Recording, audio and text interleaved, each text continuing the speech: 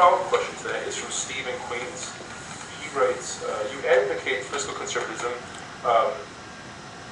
Many of your contemporaries do as well. Outside of the PACs and super PACs, what differentiates your plan fiscally, yes, from their individual plans? A couple of things. Now, the first thing he mentioned and then just passed it by, that is corruption.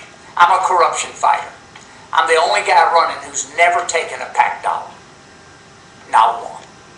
I'm the only guy that ran in a state that was corrupt and beat a corrupt governor. He'd been governor 3 times, had never lost an election in his life. He ended up going to prison after I beat him. I did it by not taking big checks, not taking PAC money, and we turned Louisiana around. You've got to get rid of the corruption or nothing else happens. Let me say it again. You've got to get rid of the big special interest checks or they're not going to let you change the tax code. Everybody's running, what they're going to do with the tax code? They're not going to do a damn thing. It's owned by the lobbyist. Do you think it was an accident that GE didn't pay taxes? Do you think it's an accident that the top 100 corporations in America pay less than people on retirement? It's not an accident. It's their country. They bought it. It's why all the politicians go to Wall Street to raise money. So I don't want to just jump over what are the differences between me and the others that run. Follow the money. That's the difference. I mean, Mitt Romney's not going to change anything. Newt Gingrich is on the payroll of the special interest in Washington. You're not going to change anything. We need to change the budget, reduce it 1% a year for 5 years. That's $141 billion a year. I have a plan on doing that year by year. Get on my website. We need to change the tax code, have a flat tax, 17%, no deductions or exemptions, the first $50,000 tax-free. GE will have to pay its fair share. It's clear, it's simple, it's progressive, it'll create jobs, but none of this is going to happen without changing the power of the special interest. You see the special committee in Washington, you see its failure. The first thing they did after they were selected is to have a fundraiser with the lobbyists. The lobbyists don't want to change anything. Now sit with me on this. Corporate America made more money the last 18 months than any time in the history of the world. What do they want to change? They don't want change. They don't want fairness. They own us. We got to take it back. We'll be fair to them. We'll lower their corporate rate from 36% or 35% to 17%. We'll cut their rate in half, but there'll be no exceptions, no loopholes. There'll be no unfair trade with China. There'll be no closing American plants and the tax code deducting your expenses to build a plant in China. Nope, won't happen. It'll be a clear, free code. The reason this is not done now is because the corporate interest and the special interest don't want change. You know what they want? More money. You know who the 2 biggest givers to politics was 4 years ago? McCain and Obama. Now, who do you think the 2 biggest corporate givers were? GE was number 1, 4.3 million. Guess who number 2 was? Goldman Sachs. Guess who lied, cheated, stole, sent jobs to China, and paid damn few taxes? GE and Goldman Sachs. Here's what I'm telling you. As a 68-year-old man, free, hadn't been in politics in 20 years. I've been sizing it up.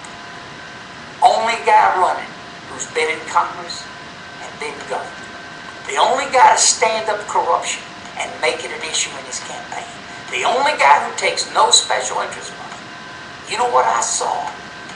The same thing that Tea Party did. The same thing that Occupy Wall Street did. Something smells in America, and it's called corruption. Follow the money. Sir, I have one follow-up before we move on to our last, All right. last several questions. Talk about fair trade with China. One thing that I'm hearing on the campaign trail, perhaps you've heard the same, is it's places like Walmart and Target that buy a lot of goods from China that they sell inexpensively that allows people to still have a little bit of consuming power. What do you tell, now when people say that to you, what do you tell them?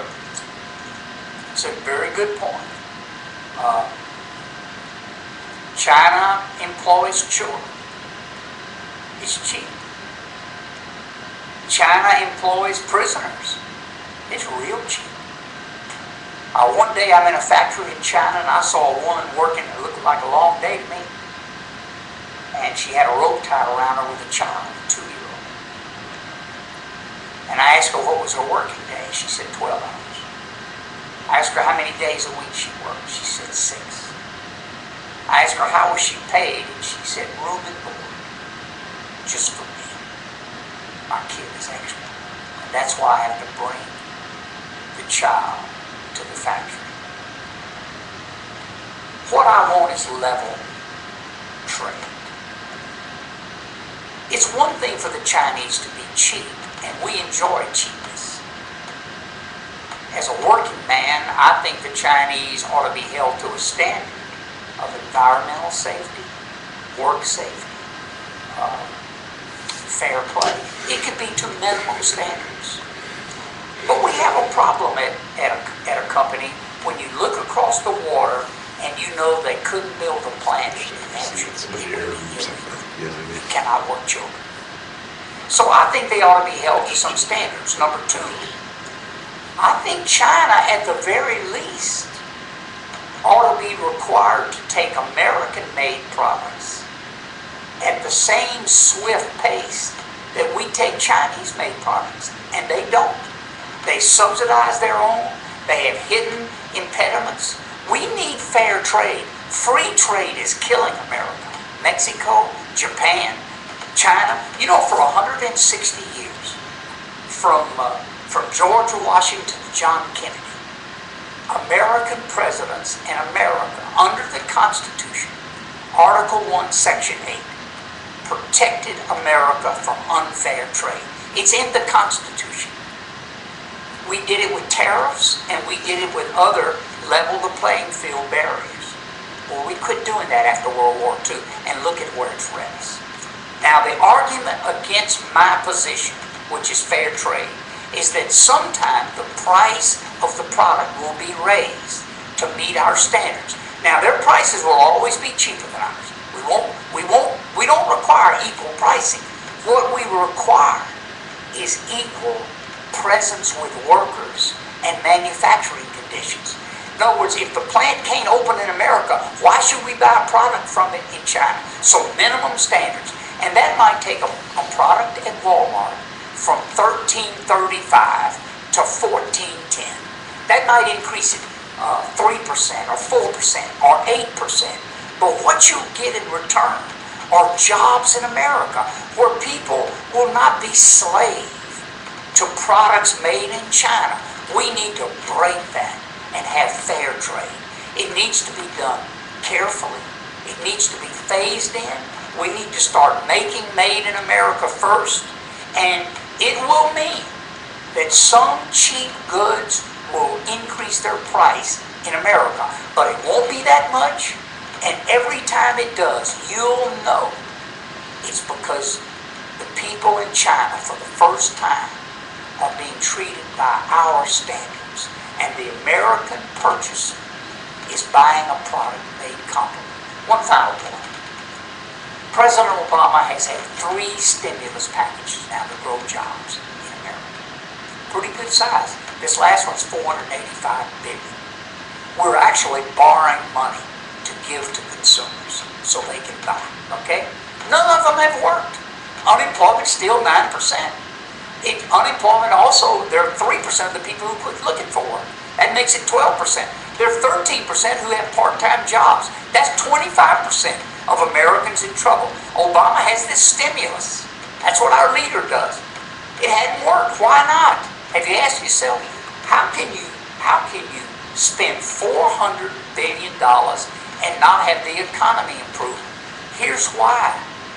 The money that we give to our consumers are bought on products made in China. They're not made in America. The stimulus has worked for Chinese workers. 3 years ago, there were 40 million Chinese unemployed. Now there's less than 10 million Chinese unemployed.